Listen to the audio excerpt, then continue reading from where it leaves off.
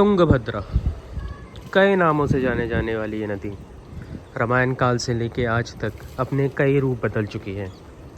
अगर हम रामायण काल की बात करें तो इस नदी का वर्णन है रामायण में, जिसे कहा गया था पंपा। ये वही नदी है जहाँ राम लक्ष्मण सीता माता को ढूंढते हुए इसके तट पे आके सोच रहे होंगे कि कहाँ मिलेंगी माँ। ये वही जगह है जहाँ पे राम को बाली और कई अन्य जैसे हनुमान जी इन सब से मुलाकात हुई थी। ये वही जगह है जहाँ पे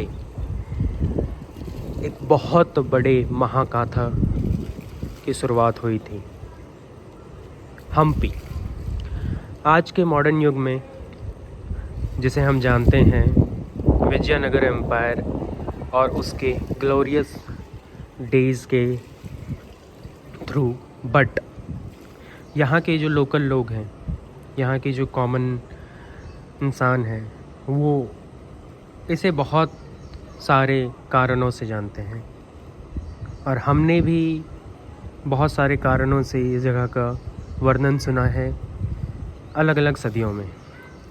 तो अगर हम बात करें बहुत बिल्कुल स्टार्टिंग से, तो इस नदी का सबसे पहले जो वर्णन आता है वो हमारे पास रिकॉर्डेड हिस्ट्री में रामायण काल से है। ये जगह जिसे आप हम्पी के नाम से आज जानते हैं, कई वर्षों पहले इसका नाम किष्किंधा हुआ करता था।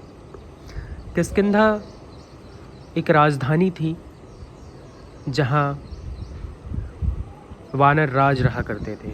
ये वही जगह है जहाँ पे हनुमान जी का भी जन्म हुआ था।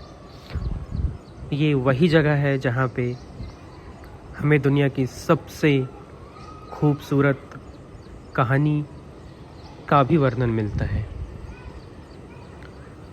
यहाँ राजा राम ने शुरुआत की थी माँ को ढूंढने की।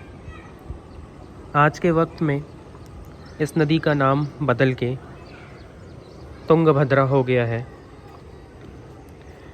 बट इसके कई नाम हैं जो यहाँ लोकल भाषा में उपयोग होते हैं, जैसे कि तुंगा। ये एक मेजर ट्रिब्यूटरी है आपकी कृष्णा रिवर की, जो कि फाइनली जाके बे ऑफ बंगाल में मिल जाती है। सो अगर देखा जाए तो ये नदी अपने कई चरणों में कई सदियों से एक अलग अलग पर्पस सर्व कर रही है।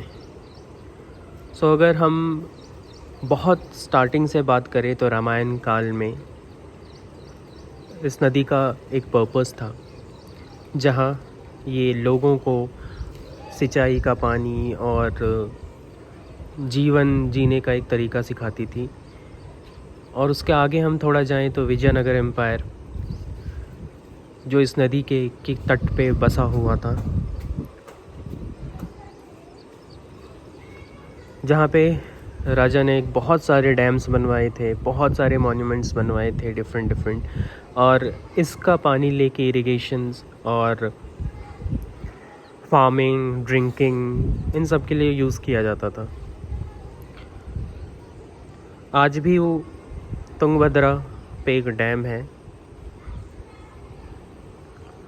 और ये नदी फाइनली जाके रेस्ट करती है आपकी कृष्णा रिवर में। और कृष्णा रिवर की एक बहुत मेजर ट्रिब्यूटरी है तुंगभद्रा, और फाइनली कृष्णा रिवर आपका बे ऑफ बंगाल में जाके मिल जाता है।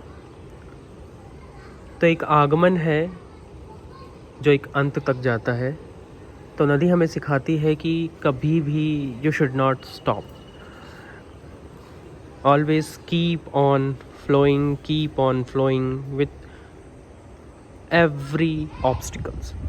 जीवन में बहुत सारे पड़ाव आते हैं जहां हमें लगता है कि अब रुक जाना चाहिए, बट आपको अपना रास्ता बनाना है और निकलते जाना है।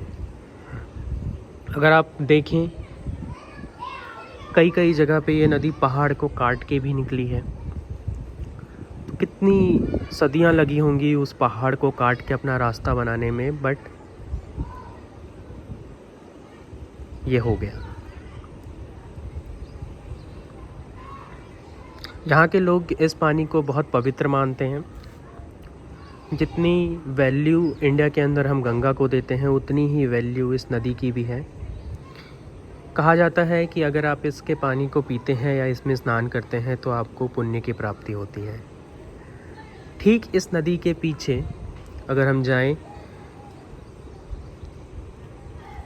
तो हम्पी का सबसे खूबसूरत और सबसे बड़ा टेंपल मिलता है, जो कि 1300 साल से फंक्शनिंग है आज तक,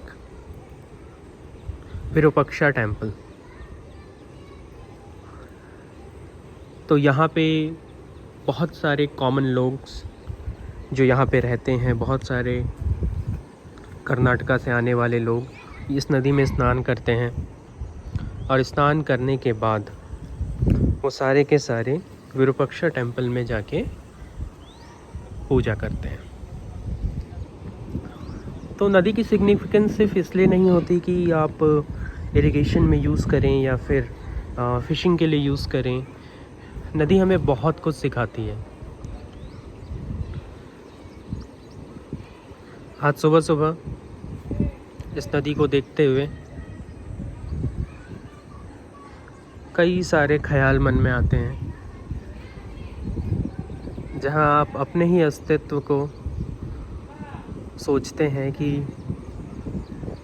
क्या हम सही दिशा में जा रहे हैं। बट फिर आपको ख्याल आता है कि जब इतना कोमल पानी इतने बड़े बड़े पहाड़ को काट के अपना रास्ता बना सकती है, तो आप भी अगर कोशिश करें तो कुछ नहीं, सब कुछ कर सकते हैं।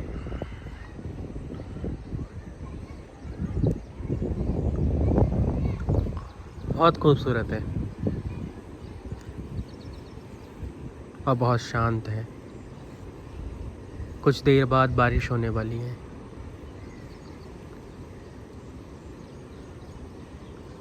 चलिए मिलते हैं अगली वीडियो में, जहां हम एक नए प्लेस को एक्सप्लोर करेंगे, जानेंगे उसकी हिस्ट्री के बारे में, जानेंगे ओरिजिन के बारे में, और समझेंगे कि क्या महत्व होता है हर उस प्लेस का, जिसे हम घूम के आ जाते हैं लेकिन हमें ये पता नहीं चलता कि आखिर क्यों। तो पूछेंगे सवाल, आखिर क्यों और क्या रीज़न रहा, किस लिए और किस वजह से। इन सभी सवालों के साथ आज के इस वीडियो को एंड करते हैं और मिलते हैं अगली वीडियो में। Good day everyone, have a great life, be kind,